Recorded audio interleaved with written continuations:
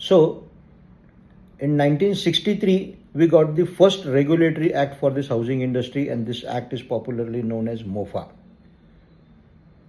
This MOFA is amended several times, almost 22 times MOFA is amended. The last amendment was in 2008.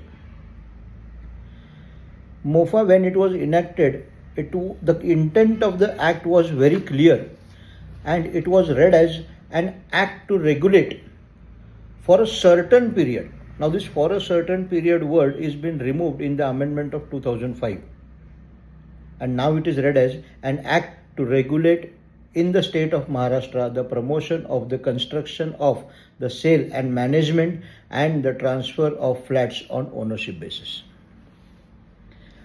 Now, this was not the only act. There were several other acts which were introduced by the state government. The recent act before RERA was the Maharashtra Housing Regulation and Development Act 2012. This act was somewhat similar to the present RERA Act, but this was a state act.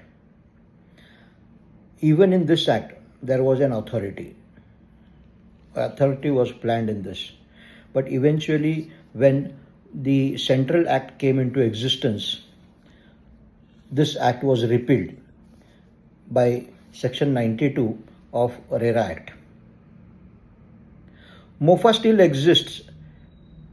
There is an ambiguity or say misperception that MOFA should exist as of today, because whenever there is a special act for a certain industry, definitely the prior act has to be repealed.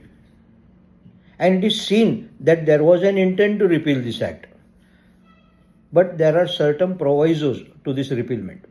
So that is why we see that there are certain cases filed even today on the basis of MOFA.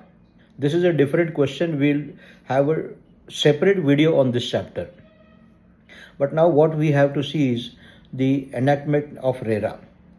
So while deciding this, we need to understand that RERA is now a central act, and on the basis of this central act, every state has their own rules and regulations, and accordingly we have a set of Maharashtra Real Estate Rules and Regulations 2017.